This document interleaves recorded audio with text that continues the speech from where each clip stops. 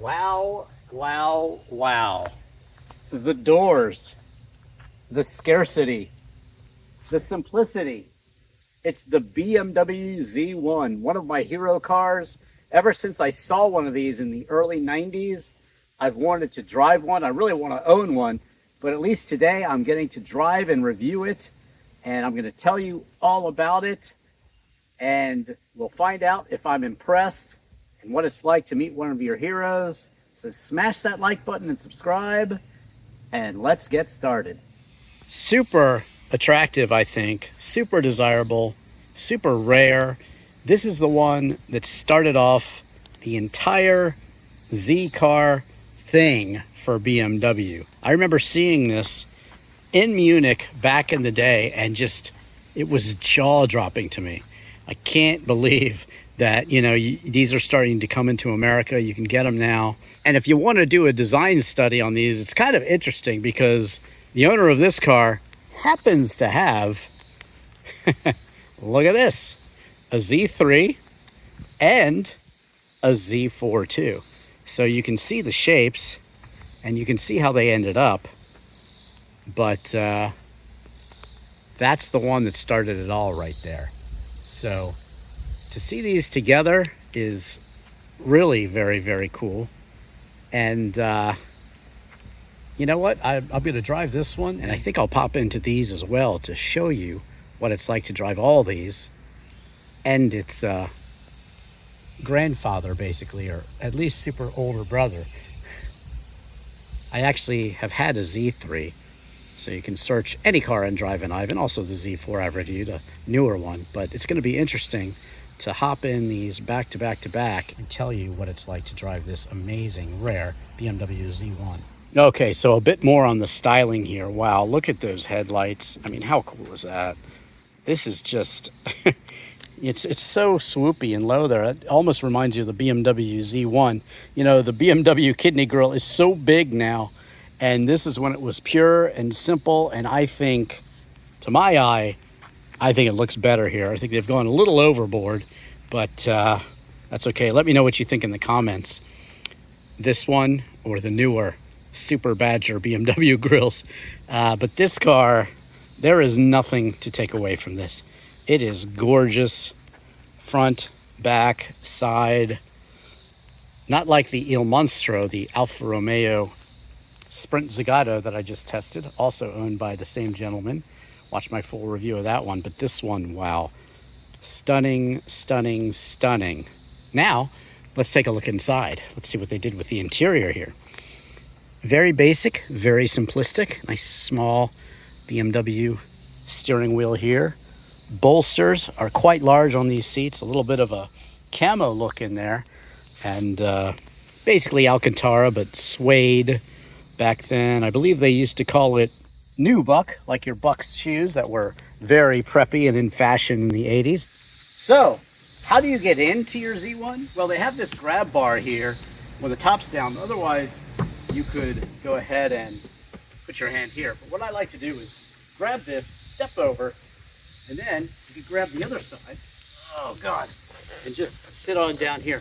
Now, to operate the door, you can just pull the handle inside, and it'll go on up. But of course, we want it down, don't we? So I'm going to pull it again, and look at that. Simply amazing.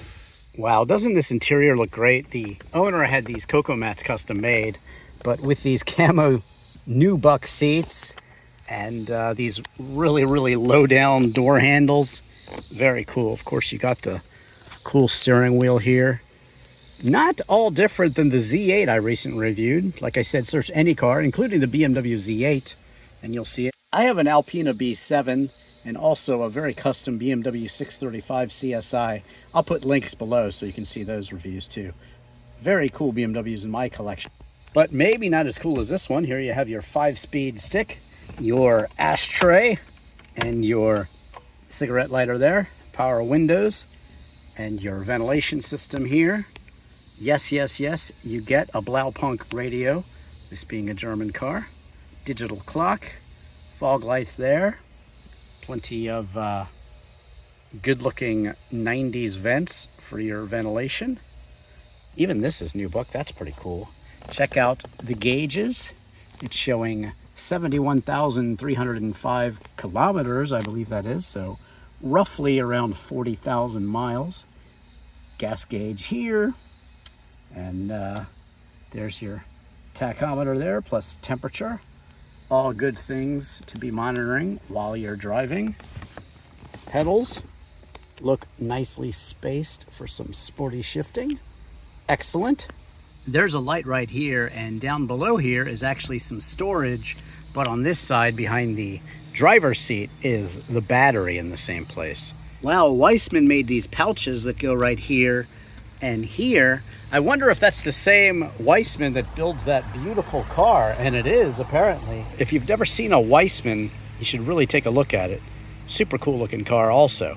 Maybe I'll review one of those someday. Another interesting fact about Weissman in this car, well, they made the hardtop. Now, there were 8,000 of these built, but only about 500 hardtops. So this one having the hardtop makes it super rare. So that's pretty cool too, huh? So there you go. Fully functional, very sporty, somewhat sparse interior. I think it looks great. A driver-focused interior. Love that steering wheel, love the cocoa mats. And really looking forward to getting in and driving this beauty. Okay, so opening the trunk, you press here, and then you can see you've got, well, not the largest trunk, but you got your spare tire here, and gets a little deeper right here for you. And then it goes back a little bit that way. Inside here, we have the jack for the spare tire, and then, of course, your BMW toolkit, which flips down. Very, very nice. An interesting design note below here, this is actually airflow, which goes over the muffler, but it goes all the way through the car, and the whole bottom is covered too for aerodynamics. There's no spoiler in front, as I'll show you in a second. So there you go. They paid super attention to the aerodynamics on the Z1, and it's functional, but looks beautiful too. The Z1 was designed to look good with the top down, or even with the top up too. Powering this 1990 BMW Z1 is a 2.5 straight six, produces 168 horsepower and 164 pound-feet of torque, 0 to 60 in 7.6 seconds, onto a top speed of 140 miles an hour. Z is said to stand for the German word for future, Zukunft. And of course, this is the first one in the line of all of the BMW Z cars, the Z3 and the Z4, as well as the Z8. Search any of those cars in Drivin Ivan and you'll see my driving review.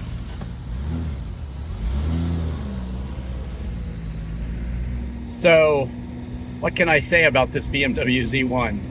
But, wow. Wow, wow, wow.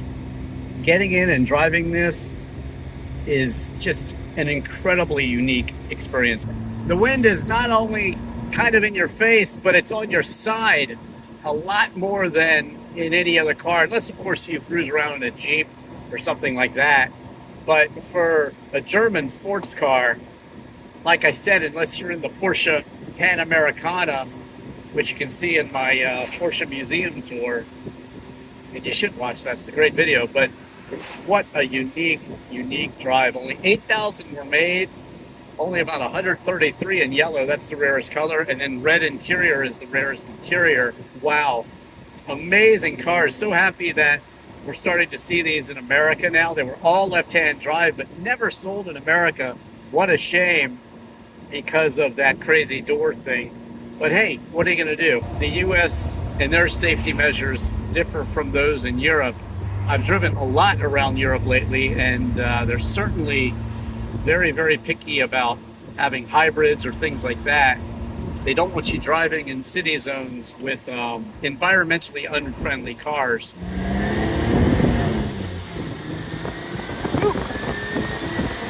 The ultimate driving machine.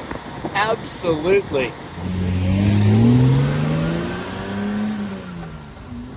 All right, so what's it feel like to drive? I don't know, throws on the shifter, but it's still a little bit snicky. And well, what's it like in the twisties? It's fun. 2.5 liter 6-cylinder is a good engine. Very famous for BMW. And the steering, a bit of a vague feeling, probably just because it's a bit older. The owner is going to do a bit of sort of safety maintenance to this. But overall, it feels very solid for a car that's built in 1991. And just coming up to the twisties here, this nice little turn here.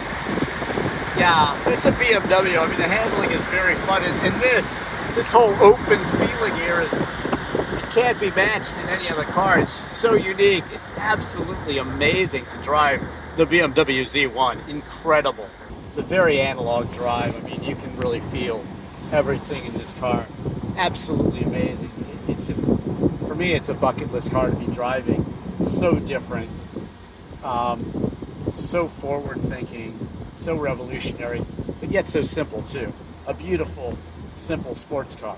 What you do get is perfect 50-50 weight distribution because the engine is so far back, but no air conditioning and no automatic seats or anything like that. But that's just the way it is. Now, in terms of pricing, they were 80,000 Deutschmarks when they were new, about $40,000. Nowadays, if you want one, well, you got to import it, so that of course costs money.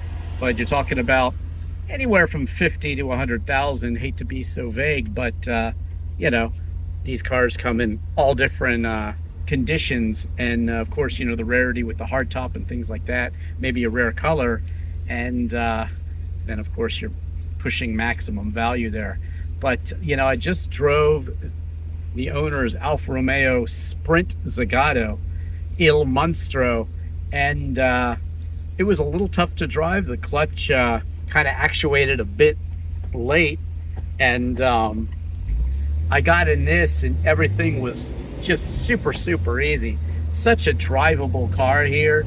I went ahead and put the door up just to see what it was like to drive it that way, but I just assume leave it down all the time, although it's helping the audio a bit to have the door up. But really a special car. Both of them are. The Sprint Zagato, you can't really compare them. I am going to be comparing the Z3 and the Z4 because I'm going to hop in and drive those back to back after this one. But in terms of that other rare bucket list car that the owner has, it's a totally different feeling. But you should definitely check out that review and anything else. To search Drivin Ivan in any car like the Alfa Romeo Sprint Zagato. Now, if you want to know how to import a car, these are eligible to import. Watch my video on how to import a car, or also watch my video on how to license a car and drive it around Europe as well. I show you how to do that too. And I drove my MGF that I imported all around Germany and drove it on the Nürburgring too. You can watch my laps on the Nürburgring. So check those out, definitely. Also check out my Fiat Barchetta that I imported and my Fiat 126. And I have something very special coming in from Europe any day now. So definitely subscribe and you'll see that one too. Wow. Yeah, driving this BMW Z1 is definitely a bucket list thing for me. Wow. I don't care if it's noisy. It's too cool. I have to drive it like this. It's just no two ways about it. You know, the visibility outside is also excellent, of course. You can see out and all around the car, and it's just really a pleasure to drive. And I certainly absolutely love driving a car that nobody else has. The feeling of showing up to a car show with a very rare car that in many cases nobody has even ever seen. I get that experience a lot with some of my cars. My Lancia Delta Integrale or my pink Citroen CX Wagon. It's just so fun showing up to a car show with something so unique. And this BMW Z1 is absolutely amazing. Search any car in Drivin Ivan. Watch my quick drives in the BMW Z3 and the Z4, and I do have longer reviews in those, but I just want to hop right into them and drive them and see how the line has progressed. Also watch my BMW Z8 review. But I am absolutely impressed with this BMW Z1. An incredible car, super rare in America, and a truly, truly unique car with these doors and everything. Absolutely impressed, and certainly happy to meet another one of my hero bucket list cars. Thank you so much for watching.